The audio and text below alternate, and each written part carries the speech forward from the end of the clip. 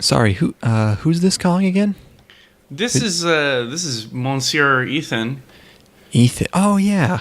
Oh hey, Ethan. I remember you, buddy. I remember you. Sorry, it's just it's kind of difficult for me to remember the little people. You know what I mean? It's there's so many. Oh my God! Because where did you get this big head from all of a sudden? Well, you just happened to be talking to the one and only cryptocurrency god of all time. Whoa. I'm the master of those digital dollars, of that Flipping those digibucks, all that binary booty. You know what I'm saying? Yeah. And I got my stuff diversified. I'm going crazy. I got Link. You got Cash, ETH, XMR, XRP, TRX, ARK. I even bought MSP. Thanks for the advice, Paul. I'm looking at the graph right now. Everything looks fantastic. Oh. No, it's fine. We're climbing all the way high up to the sky, baby. We're what, no, please. Oh no. Oh no. No. Don't tell me. Ethan, you gotta help me out, man. No, the bubble burst. I mean, you got some cash on you, right? Probably. You're like a sales. No. You're like a sales guy or something. I think I could spare a Litecoin. Oh God, no. Oh, it's fine. No, it's fine. We're back. It's cool. I'm king of the hood. Oh my God! All the way back. We're doing great. You're slingshotting, man. No. Oh. Oh no. God. No, You gotta get out before it takes your sanity.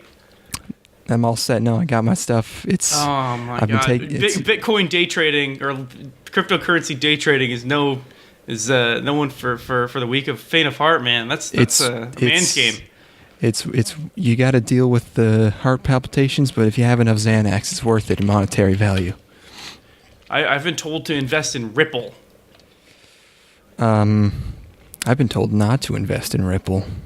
This is good for Bitcoin. Ripple is the bank one. I don't know about that one.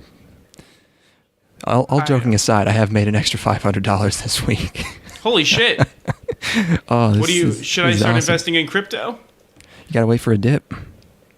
Okay. Do you want to send me a text massage when the dips happen? I'll give you 5%. Dude, I don't. There's stuff you just download, set an alert. You know, I'm not good at it. No one's good at it. It's just everyone's doing great because everyone's it can't be stopped. Everyone's freaking the fuck out. It's kind of a big deal or something. It's kind of a huge thing. King of the streets. In related news of making of high profits due to internet stuff, being on the cutting edge of internet technology, I'm about to make a lot of money on internet pornography. I don't know if you've heard of it. Oh no! Have you heard of the cam girl market? Oh, what? Don't be a cam boy. Well, here's the thing: is I don't even have to be the cam boy. I just have to facilitate a singular cam girl. So I don't know if I've talked about this at the show, but I work in something related to cameras. Okay. And I have a high-profile contract coming up with one of the hottest of the hot cam girls on the market, and I'm gonna help her set up her den of sodomy. Is it her fucking her streaming? You're gonna go to her place? No, I'm gonna sell her the things to make it good, to make it happen. Okay. Like $50,000 worth of shit. Oh my God. Yeah, she apparently you can make a lot of money getting your fucking beeve out. Yeah, no kidding. Yeah, you either had to have been a man who invested in Bitcoin or a girl who was marginally attractive, and you can make it online. Oh, we're all just trying to make it online. Yeah. Does she look like if you didn't know she was a high profile cam girl and she just walked into a store, would you be like, damn, or would you be like, ooh, trash? It wasn't so much. I'd be like, ooh, damn, because I'd be like, ooh, that's a good looking girl. It's more like, wow, that's a really good-looking youth group minister. Like she perfect posture. She's got a polo like a nice-looking polo shirt, perfectly pressed pleated khaki pants, and like just the most girl next door looking girl you could possibly imagine. Summer camp counselor. Basically, yeah. So I'm involved in making sure that her fans get the highest quality content. Did she just tell you this? Well, this is this is a deal we're working on with like they're trying to upgrade. She and her cinematographer are trying to upgrade their. She wants to produce high quality chat girl or cam girl video. I'm just surprised she didn't use other terms. Like she just came up to like the counter and was like, "Hey, I want to get my shit out on camera. Please help." Instead of just like, I do live streaming. I live stream myself. Like, I mean, we had to ask, like, okay, so what type of streaming do you do? Oh, it's erotic streaming. And we're like, okay, makes sense. Yeah.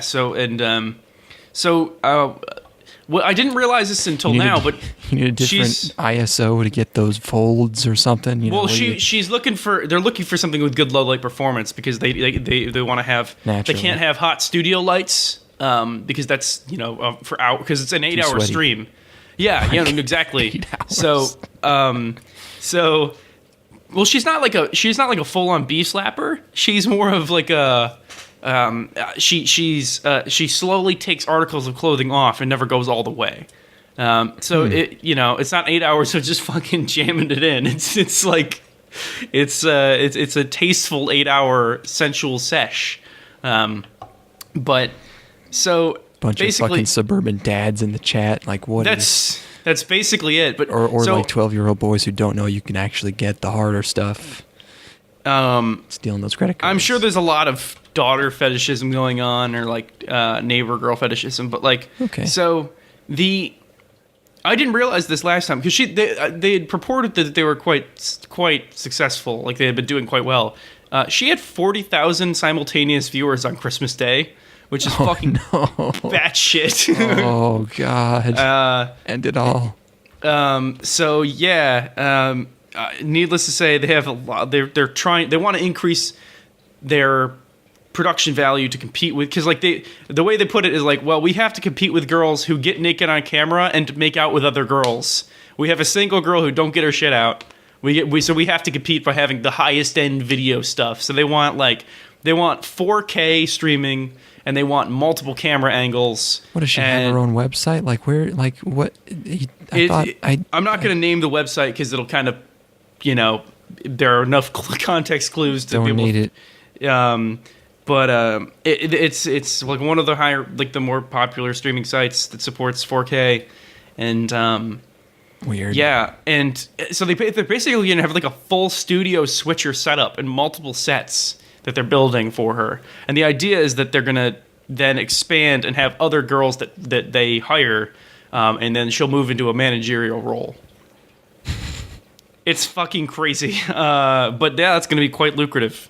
So yeah, I mean, you got to make your internet ducats somehow, and I'm figuring out my way. If I can find my niche, I'm gonna fucking make as much jam it money in that niche. I'm gonna jam it in that niche, baby.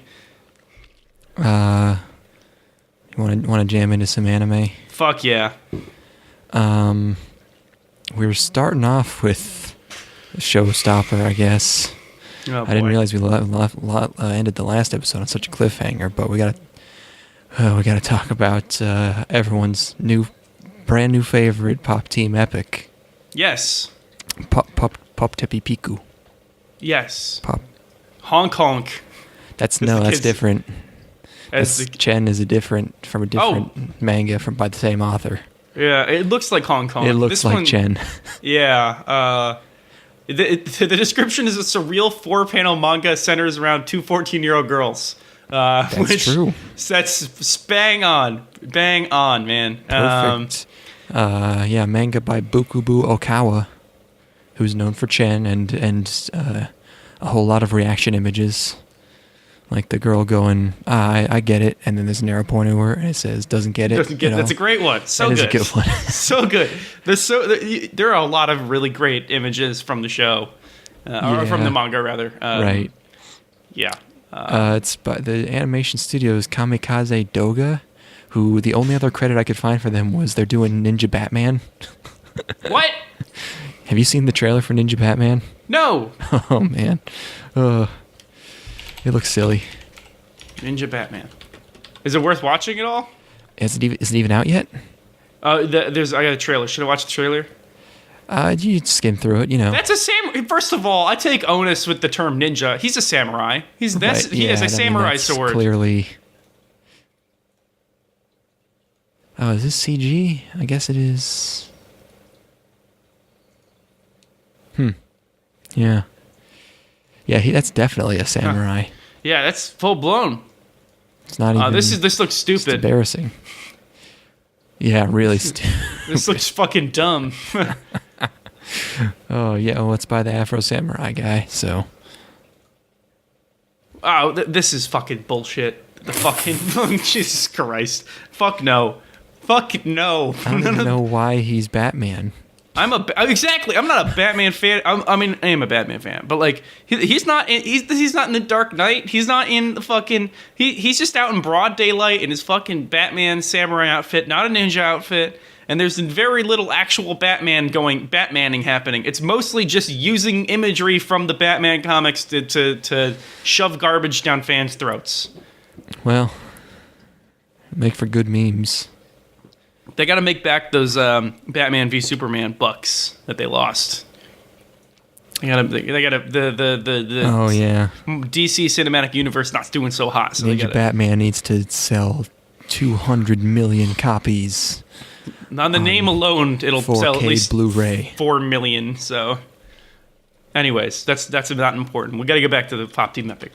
Yeah, there's not much to talk about with this. What did you think of this one? I liked it a lot. Yeah, it's really genuinely surreal. Well, it's like there are some shows that are just really stupid, but this one feels like it's reveling in you not enjoying it. Yes, like it feels like it's doing it for itself. Yep, which I gotta fucking respect. It is truly the essence of shitposting. I've heard it called shitposting in anime form. Yes, and it really, really is. It is so fucking retarded. The show opens with a big fuck you. Because you know that it's not going to be this other bullshit anime Some people really got tricked. Some people thought they had downloaded the wrong show. I was kind of hoping that it happened to you. No. You know that the real show's coming, but they just keep it going for so fucking long. They do an entire opening. And then they do the real kicker is that they have a bunch of like short skits, like 4 coma adaptations, basically. Yeah, and then there's a really fucking crazy surreal breakdown sequence where all of reality is thrown completely out the fucking window, and the characters seems to die and be reborn in different environments over and over again. And there's a bunch of static and shit. And then we jump to a Frenchman drawing on his computer without translation. And oh yeah, that's the Wakfu studio. It's those guys. They collaborated. But fucking awesome!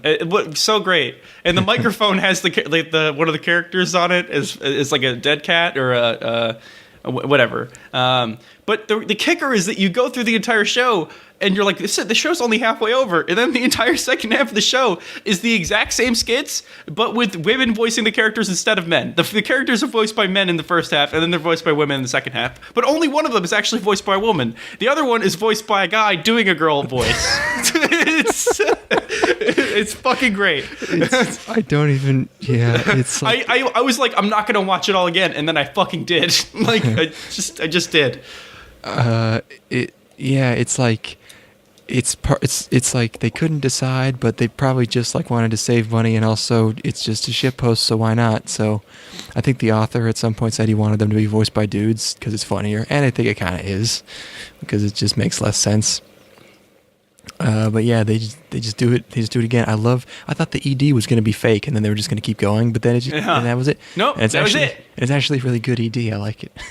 Oh yeah. Also, there's some certain sequences that seem to be calling out. I mean, obviously they're calling out tropes because it's fucking parody. There were some anime. direct references. There was an Makoto Shinkai reference at one point that was quite explicit in terms of just stylistic switching. Oh, you didn't? Okay, so you haven't watched Your Name yet.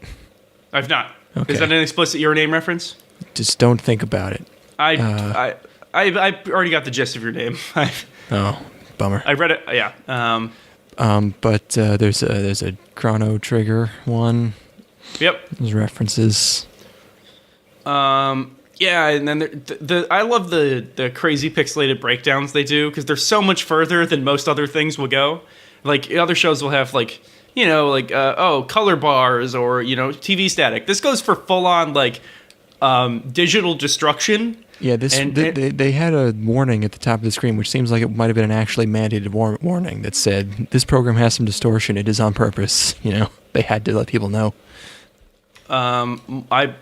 My favorite gag in the entire show is there's a sequence where one of the girls is in a laboratory and the other girl comes to break her out, and it's very violent, but their faces are so kawaii, like kawaii agu. They're always got the cat face. Yeah, and that's the disparity there is really great.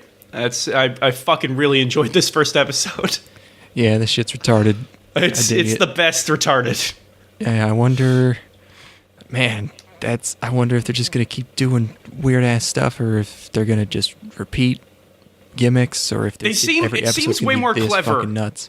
It seems very clever, in its fucking ridiculousness, in a way that other shows that are trying to do this aren't. But it might be the first episode curse, where they've got that burst of initial creativity, and then everything after that is kind of derivative of the initial. Could be one of my favorite parts about it is that it's this stupid just idiotic 4-panel manga, and the marketing, the promotional poster is this really, really dark, Nolan-esque, them standing on a snowy mountaintop, standing looking at the camera. So angled, good, but they still have the faces. I just need to give an explicit shout out to Bob. What is it, Bob Team Epic, which is these little especially stupid sequences that are way lower res and just grotesque. Yeah, that's good stuff. That's good stuff, man. I hope they can keep it up. Yeah, me too. Next, right. Did you watch a little bit of Sanrio Danshi? I watched all of the Sanrio Danshi. 100%. An original show by Piero. How long? So I went through about 75% of this episode before remembering that Sanrio is a real brand, and that this is a brand show. Now, I was aware of this explicitly the entire time. I'm like, where is the Sanrio in this show? And then I'm like, and then the teddy bear shows up. I'm like, oh. I'm like, well, how does this tie in? I'm like, how does this relate to? It's forced. It's forced. Yeah, it's like someone at Sanrio said, "Hey, we have $7 trillion. We don't have enough teenage dudes." They're looking at every demographic, 70+ women, check. Babies, 5-year-old boys, check. Babies, got this shit on lock. Dogs, check.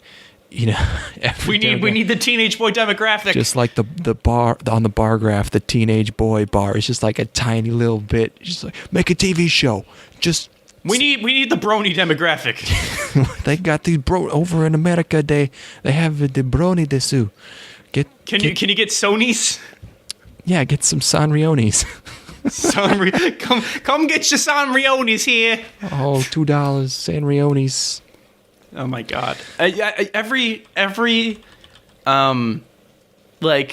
Every children's television programming and every children's toy company must have been kicking themselves the entire time, because they the entire time that the My Little Pony was a thing. It's fuck, they did it. They've done it.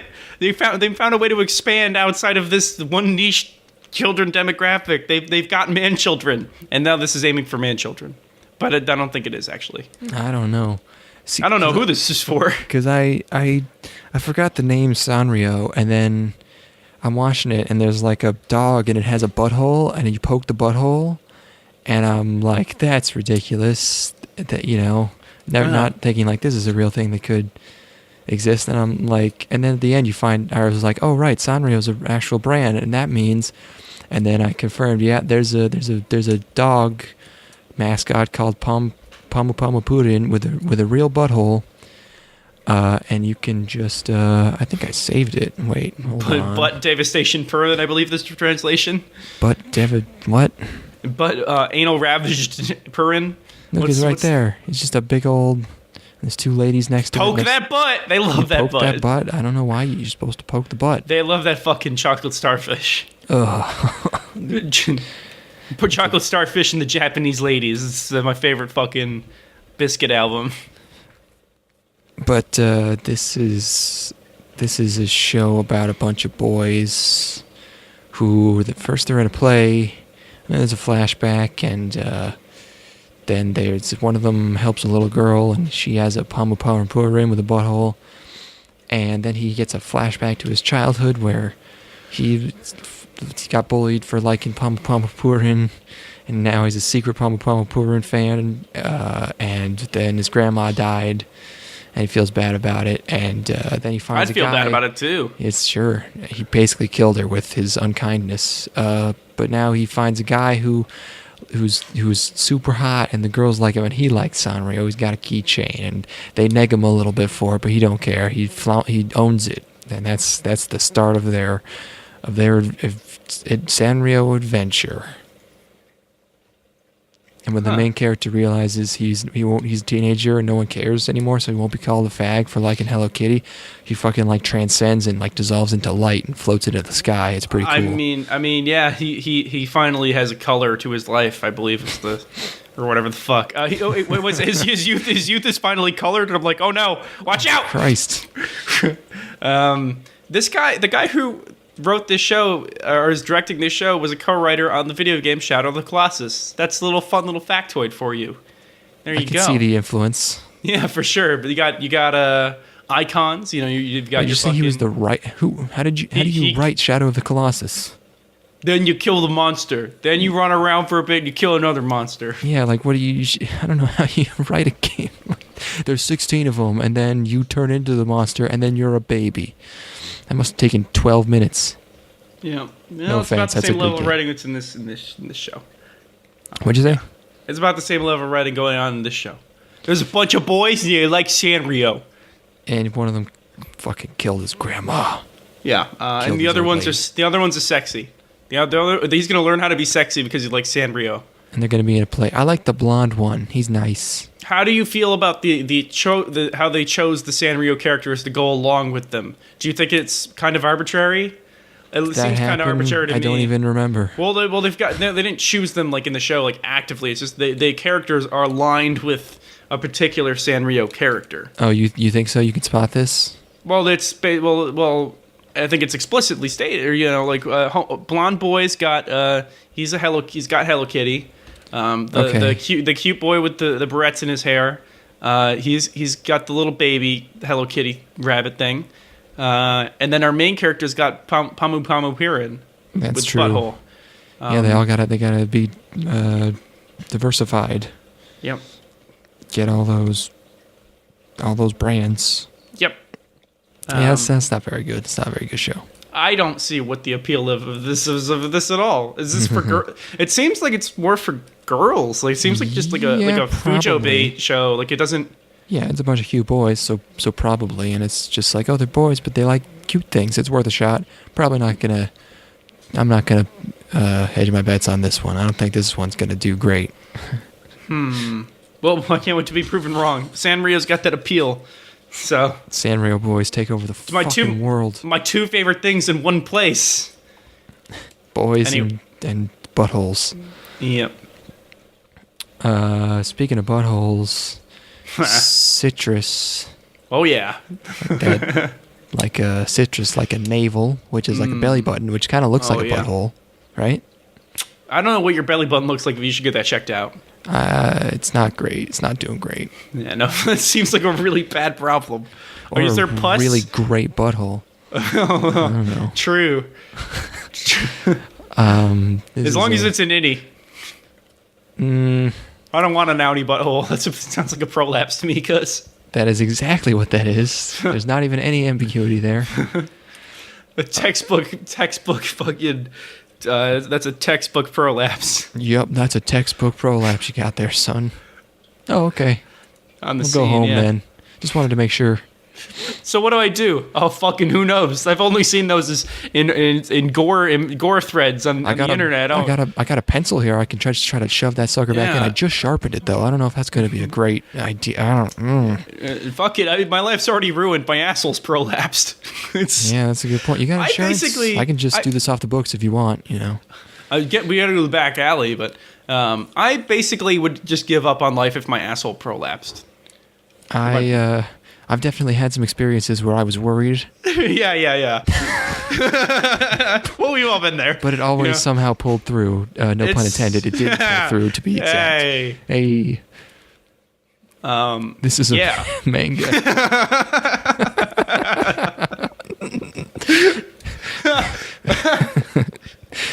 Anime by Passion, known for Rail Wars and Hinako Note. It wasn't gay stuff, by the way. It was like normal. It was normal. Don't worry about it. Yeah, normal butt stuff. Just I was being a little bit rough. Gotta be clean. This show. You just had a vessel popping in your head. Sweaty, one of those sweaty dumps. Everyone. This show, I was pretty confident we were gonna get a little female friction, you know what I'm saying? Ooh. A little rumpus rubbing. Yeah. You know what I'm saying? A little femme touch. A little cunny contact. Whoa. It's when I touch down every new city. It's like I gotta hit up my cunny contact and get some leads. I got a new drop, or no? What's the Cunny drop? Which is Cunny drop, which is the porn parody of Punny drop. I probably can't make. I wonder if that would get us kicked off of Podbean. Let's find out. Cunny drop. So that's gonna be my new Reddit handle. Wait, has someone has surely There's used no Cunny way drop. Cunny drop is taken. Oh, dude. Can you sign up for it with our email? Someone has used it. Oh, maybe not. Wow. So that's going to be our new rebrand, right? Nice. I should not have Googled that. That was a bad idea. Oh, I was getting some links that I should not have been getting. Which you clicked anyway. No, I didn't. They were just there, but I didn't click them. This is a show about whores, and one of the whores is voiced by Kirino. There's a whole bunch of girls, and they're all like, we're totally controlled by the system. We're all fall into line. And there's a bunch of other girls who want to fucking mac on each other. Well, there's like one girl who wants to mac on a girl. They don't. The other ones just don't know it yet. Yeah. It's coming. But yeah, it's a Gadu story of a Gadu. But it's another version slut show.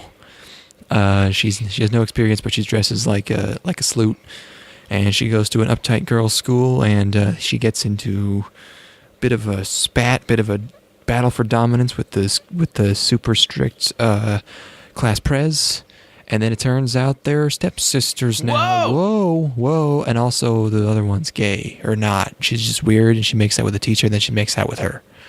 Yeah, and it's very confusing. She's some really intense macking in this show. The little les action we get is seemingly forced. Oh, you think? Based on the fact, but you know, like based on the heavy resistance. Well, but I don't want to be that guy. But come on. I know. You know what I mean? Come on. You know where it's girls on girls, so it's it's fine. It's even it's like half is yeah. Yeah, and the teacher makeout session was really, really quite intense. And that's another one where I'm like, I don't know if she's 100% into this makeout session that's going on. I bet no, it's going to turn out that it can't, because you can never go full NTR, so it's going to turn out that she's under some kind of coercion. Yeah, it's something like that. Whatever it is, it's not a super good look, but it still gets you pretty hard. Yeah, she steals her first kiss. And the one thing I didn't understand is her mom's a gold digger and just married this ultra rich guy who's never around. And so her mom and class pres are all living in this place now, and they're apparently super rich. It's like in a penthouse. Why do they share a bedroom?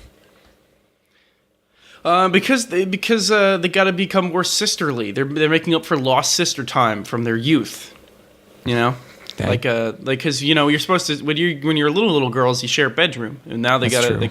And now that they're nubile teens, they got to be sharing that bedroom so they can get in uncomfortable situations where they get all up on each other. You're full grown women now. You gotta amplify your pheromones. You gotta stay in the same room. They're trying to make up for the intimacy that was lost during their time where they were not full on sisters. If you wash below your waist while you're living here, I'm gonna find out. I always find out.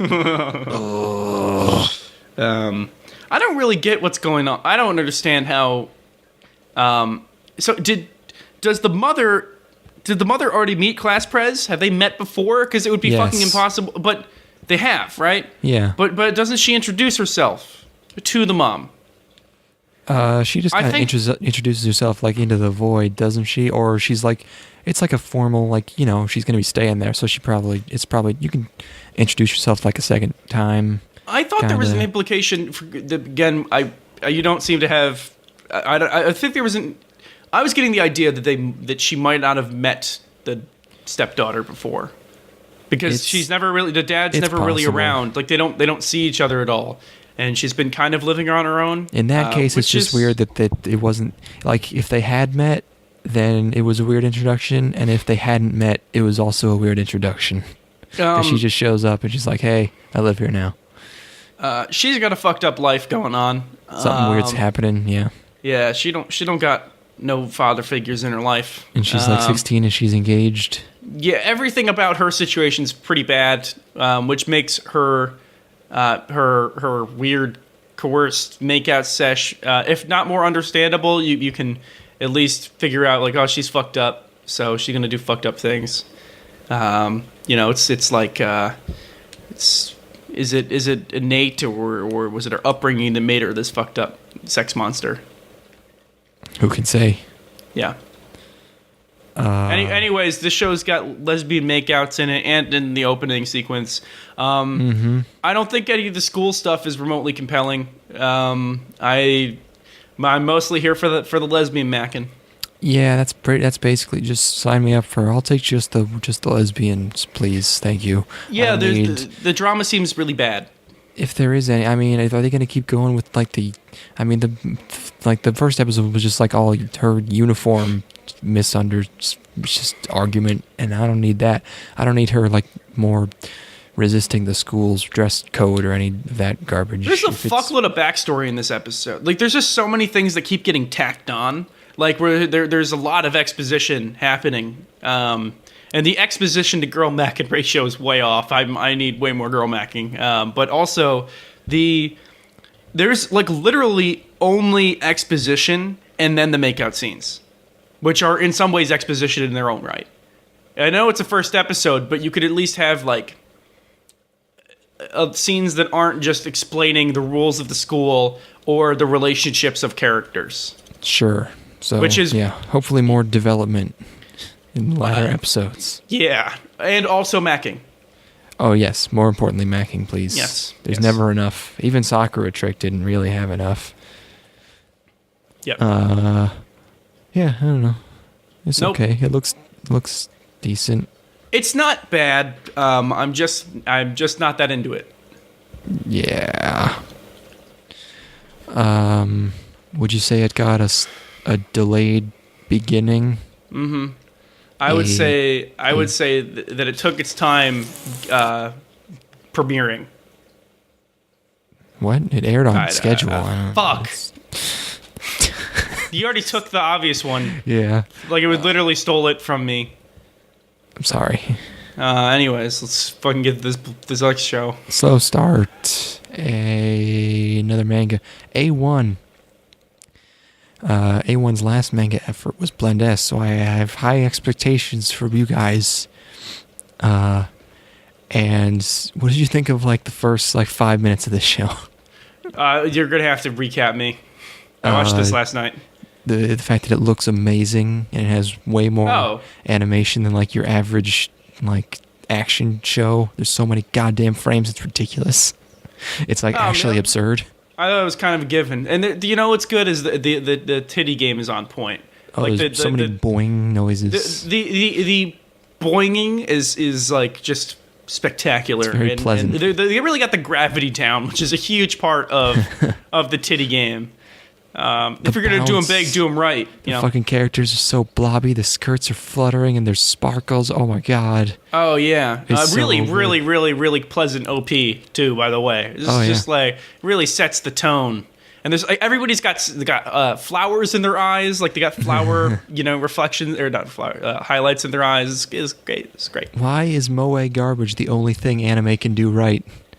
Because it's where the money's at, baby. This shit's masterful. Everyone's always begging for other stuff, and like anything else, just give us something adult or mature, and they try, and it's always shit. And then this stuff is just like fucking always on point. The formula is super easy. And then the rest, and then there's just a lot of talking. Actually. There's a bad sequence of like Japanese puns. Well, yeah. Where it goes on way like fucking overstated spoken like a motherfucker, and like they develop upon it because like there's the initial pun and you're like, oh no, and then they keep going oh no, name puns like, oh fuck, I'm not allowed to enjoy this, huh? But the girls are okay if a bit generic. You got your Genki girl, you got your sleepy girl.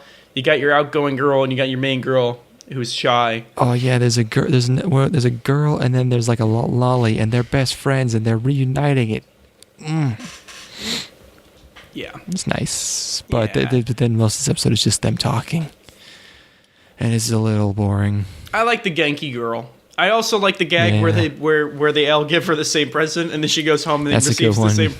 That's good, but she has the right mentality about it. She handles it well. That's endearing as a character. Yep, and then I guess she's supposed to be 17. Did they just reveal that at like the end of the episode with no fanfare? Just like, by the way, I'm 17 and it's my first year of high school. I think they set it up earlier on in the episode. Oh, I didn't even But it's notice. almost like going for the inverse of like, do I look like a high school girl because she's quite diminutive in stature and like she's not very boobalicious yet? Yeah. So I think they're trying to set up the expectation of like, oh, you're going up a year, like you're too young to be in high school, and then the twisto is that she's pretty old. She's a fucking old bag. Can she even graduate? Fucking, she's 17. Oh, I guess high school is. They're only 3 years. Yeah. So she'll be 20? 20. Fuck.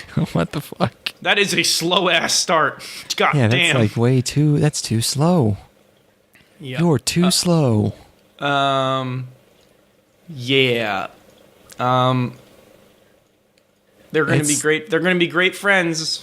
They're going to talk about food and words a lot. It looks really good. Yeah. It looks way too good. I couldn't get invested. I've seen this shit before. Like it doesn't really bring anything unique to the table other than that age dynamic, but they didn't really even play into it in the first episode. So, shrug. I'm going to hope it can just keep my interest based purely on those bouncing blobs. Yep. I like the delusional roommate. That's a good gag that she wants to be back in high school and so she fits into her high school outfit and has boing and titties. Yes. You watched Cardcaptor Sakura. I did. The new one. Oh yeah. Clear card hen.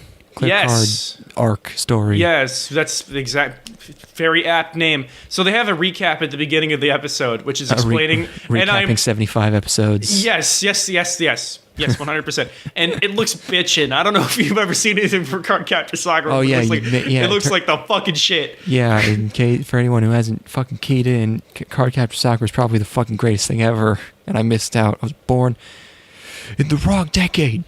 It looks fucking... Shit. It looks sick, nasty, dope, ridiculous, awesome. It has like a really awesome, well-animated 90s art style. Oh, yeah. Trust me, I know. Great chibi girls, and it looks like a lot of fun. And it looks, simultaneously dramatic and fun, and just everything you could want from a show that I haven't seen. I really want to watch that someday so bad. So, yeah, I'm in the same boat. I also didn't know anything of what Cardcaptor Sakura was. I'd only seen art from it. It looks good. Oh, shit. Yeah, that's... oh, man, just watch the openings. They're fucking so good. Holy shit. There's some innovative shit going on, too, in that the cards that they have are tall. That's important to make note of. Because all other cards are kind of wide, you know what I mean? Like, you got, but these are tall cards. They're skinny and tall, and that's good. Clamp instead of shaft. Yes, exactly. I had this on our list, and then I found out it was a sequel rather than a reboot. So I took it off, but then you watched it anyway. So I didn't see this. Yeah, I was thinking, like, maybe I'll be able to pick up on, like maybe this isn't... they're recapping, but, like, maybe there's enough going on here to where a new viewer would be able to enjoy it. I'm sure it's mostly still... enjoyable. It just felt wrong to me. I just didn't want to. No, it's not. No, it's not. Oh, you had no idea? It's entirely a continuation of the previous show in every way. Yeah, but I mean, I figured it was, mostly a kid's show from the 90s. I figured it'd be mostly episodic and there wouldn't be too much lore. No. There's a lot of lore. Oh, wow. There's a lot of characters who are significant, and we tune in on that. We see where they're at in their this point in their lives as they go into middle school. I don't know. I think she's going to middle school. So it's all entrenched in the Cardcaptor mythos. You're supposed to know exactly what's going on in their lives, but I'm going to do my best. Ready? Oh boy, yes. Give it to me. So there's Cardcaptor Sakura. She's a magical girl, I'm pretty sure. Not that we see that in this episode at all. And she had a boyfriend. Her boyfriend had to leave to go to Hong Kong for quote unquote business. And she was like bummed out by that, but she, looking forward to his return. And then she goes back. She's going into middle school, and some of her friends go to middle school with her, and some of them don't, which is a bummer. Let's see. And then her boyfriend comes back from Hong Kong, and they have like this really, really romantic sequence where there's a bunch of falling cherry blossoms, and he's there. Ooh. And he's adorable, and then they don't kiss, but they hug because they're young little kids. And it's a really, really beautiful scene. There are a fuckload of Sakura. Like, this might be the most Sakura petals I've ever seen. It is like the ground is completely covered. And they say they can be together forever. What else? She goes to bed and she has a nightmare that all of the cards that she captured, I don't know if she knows this, but she done captured them all at the end of the first part of the show. Wow. And then all the cards that she captured are now crystal cards. They're clear. Oh, no. They're see-through. And all of the power that is imbued in them is gone. And then apparently this is bad. And she goes to... She looks and sees that in real life the cards are actually clear too. And she goes to consult with this cute little boy, who is not a little boy. He's like 18 feet tall because it's Clamp. This show's got tall boys. I was gonna say, you think this has tall boys? Have you seen old? You haven't seen. Now I know why, because you haven't seen old Cardcaptor. You haven't seen that old Clamp, my man. There are some tall. Oh, that's a tall boy, but they're just about that tall in this show. There are some really tall boys. Like there's a dude who's trimming hedges, and he's like the hedges are barely up to his knee. Oh, wow. That's a tall girl there. That's a tall girl. That's a tall mom. But anyway, she goes to see this boy, and he transforms into this god deity man, and then they talk about lore stuff that I don't understand. Mm-hmm. And then she fights a monster at the end of the show and captures the monster in the card. And then that's nice. it. And the ED is fantastic. It's really, really gorgeous ED. Awesome. It's wonderful. Wonderful ED. This show looks good for people who are into Cardcaptor Sakura and are invested in these characters, which I am not. I have one question. Yes. I've seen plenty of clips and screenshots and stuff from old Cardcaptor Sakura, and I've seen some stuff from this new one. And what happened to the colors? Why? Oh, there aren't. It's 2018, man. Everything's muted. Everything is everything so washed muted the in fuck pastel. out? Yeah, no. I don't understand why. Fucking Gundam Instagram. Reconquista in G looked amazing because they had colors. Yeah, no, it's Instagram did this. All media is washed out now. Everything just is shot in a flat picture profile and barely color edited at all. Because that's how you get the best highest quality images is through a flat profile. But nobody color grades it properly, and then people are just imitating that style in other mediums. I'm pissed. That's why everything looks like booty cheeks. Other than the show looks fine, it is quite washed out. Yeah. But there are some really stunning. There's some nice pieces of imagery though, especially at the sequence where the two lovers are reunited. That's Cardcaptor Sakura. Sorry if I said anything sacrilegious. Well, cool. Did you watch Mitsuboshi Colors? I did not. I did watch IDOLiSH 7 though. Okay. Then we'll do Mitsuboshi Colors next time. Yes. You watched Idol Shit 7. Fuck yeah, I did. Make the 7 into the T. More like 7,000. Did you watch all 45 minutes of I watched 7? The first half. Oh, okay. I realized it was 45 and I went, no! And then it wasn't that bad. Yeah, so I was like, oh, okay. I watched the whole thing. But this is, I don't know why all these Fujoshi Idol shows are originals. This is an original by Troika of all Throw studios. fucking major air quotes around originals, by the way. Fucking Troika. The Aldnoah Zero and Recreators guys and Sakurako-san. At first I was like, wait, those guys gave up already?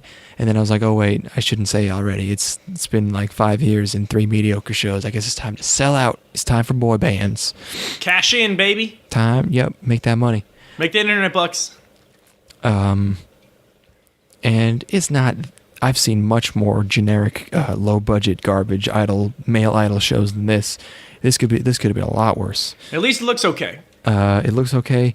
It's a lady manager with 7 boys, 7 cute boys. Innovative. And I like the manager a lot. She's very cute. She's nice. She seemed exactly like every other manager to me. Yeah, but she's so cute though. I like the one part of the show that I liked is that they did a thing, which is that the manager had to cut 4 of the members because they wanted to have a 3-member group, and then she didn't do it. But then it turns out they didn't actually want a 3-member group. Exactly. Yeah. Exactly. Yeah. That's the only thing in this show that really stood out to me is like, and then it seems like pretty standard idol stuff to me, especially like she's immediately enamored with the boys and just amazed at their personalities. And no one shows up for the first concert. That's been done a dozen times. But they got a soon-to-be rival Toriga, and I don't know, they're cool guys. They're not mean yet, but they're just kind of. There's one dude who's kind of a little bit dark. That's it. Yeah. One of the boys in IDOLiSH 7 likes stationery, and he wants to be buried in a sea of stationery. I did like was he a French boy?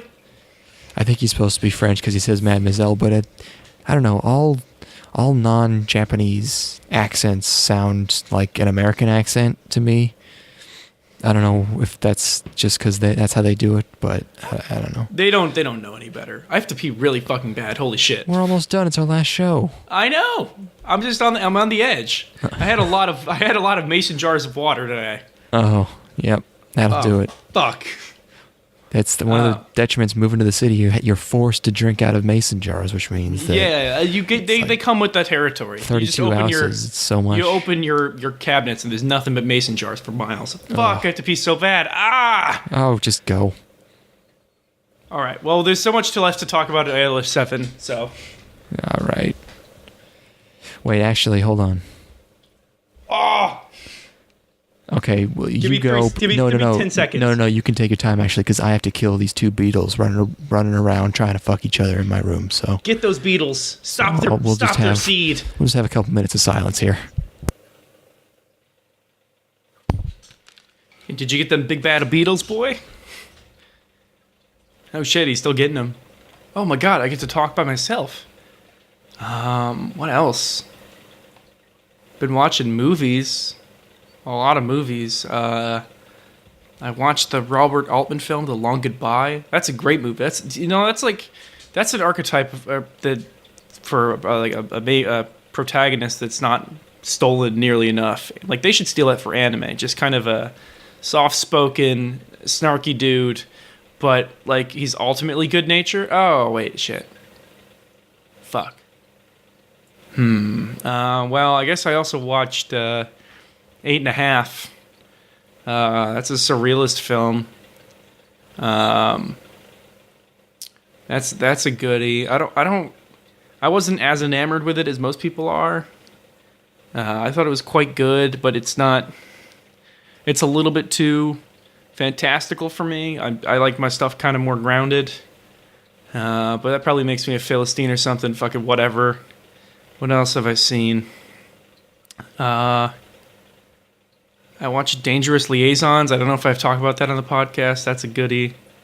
It's got like kind of rape stuff in it. So recontextualized doesn't really. It's kind of comes off strange in a modern context, especially in the wake of a lot of the revelations of what's going on in Hollywood. But it's still really enjoyable and entertaining. Really great performances. What else? I watched No Country for Old Men for the first time in like a decade. That's a perfect film. Basically perfect throughout the entire thing.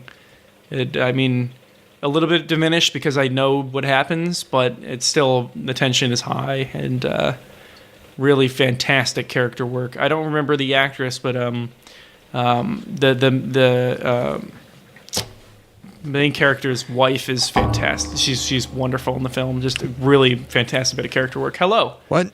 Did you get them big bad bugs? I did it. I got the beetles are dead. Aha. Beetle Holocaust. I got the last two beetles. I think your enjoyment of IDOLiSH 7 might have been amplified by having seen all of it. I only watched that first half, and I probably missed out on. They probably just used the full first half to do, the idol setup thing, and the second half is where the real show happened. No, I thought the first half was better. Oh no! I just expected it to be like total bottom of the barrel, like just budget, fucking like prize figure selling garbage, and it was like, it looks nice, it's animated pretty well, the character design is fine, the character interactions are actually not like just sleep-inducingly boring, and the music is kind of alright. Okay, that was one of the takeaways I had, is like, this is some decent background dance music. And I'm a sucker for Caucasian accents, obviously, so every time it goes, yeah, I'm talking like this, I was like, yeah, that's what we're like. Oh, no! Mademoiselle. Chigaimas! No! That's my favorite is Chigaimas. Yeah. That's, yeah. But the music is kind of okay. Yep. Every time we do one of these recaps, or like every episode, because we do them in parts, there's one that like sticks with me from every episode, and this time it's definitely Pop Team Epic, because it's like something I genuinely want to keep watching, because it fulfills my ADD just tendencies of like fucking shove as much shit in my eyeballs as possible, and like it's absurd enough to where the specific cultural references land. That's good. People are gonna be talking about that one. Is it? What's the current take on it? Do people hate it because they're trying to adapt a very popular thing? It's polarizing. It's basically down to whether or not you can enjoy like truly stupid shit posting with because it's not like there's a depth to it. It's just it's absolute trash. I'm sure. And, some people are just like, this isn't funny. And I understand that. But I think it's kind of funny. Yeah, I'm really into it. I like how misanthropic it is. It's quite, I don't want to say negative, but... Yeah, it's like there's not, like, sometimes, like, a lot of shows with this level of stupidity will kind of break and have a nice, a nice, like, have some realness. Bit of levity. This doesn't let up for a second. It never does. Unabashedly terrible. Like, it's... the characters are, just monsters, like just complete monster people, and they change from scene to scene based on what they need to be. So they're, more icons than actual characters. But it works really well. Little gremlins. Yeah. Yeah, it's a crazy one. I'm really into it for sure. Cool. I guess that's part 2. Yeah, we'll do more next time. Mitsubishi Colors is pretty good. Get on that. All right. And everything Sign else me also, up. but... Well, what can we look forward to? Mitsubishi Colors, Kokuku. Kokoku's supposed to be okay. Ryu, Oshigoto. That was not supposed to be okay. Gaku and Babysitters. 3 shonens and a baby or something. I don't know. Uh-oh. Takagi-san. I've seen that one before. That's porn. Takagi-san apparently actually isn't that bad, which I'm happy about. Because that manga's cute. And then Violet Evergarden we'll probably get to next time. Kyoani's new joint. I've predicted it won't be great. It's going to be the fucking most beautiful thing ever. Hot take. But it's not going to be this is a different art. Actually, no. I was going to say this is a different art style just based on like a little bit of what I've seen in the PV, but I've seen this from Kyoani before. It's like right on the precipice of looking like all of the other shows. Yeah, you can like always see it. 1 degree remove. It's mostly in the hair, I find. Like you'll see a lot of like in the hair is a lot of Kyoani. It's the pudgy limbs and the kind of pudgy everything. You could just tell. I don't know. It's just enough Kyoani to be visibly Kyoani.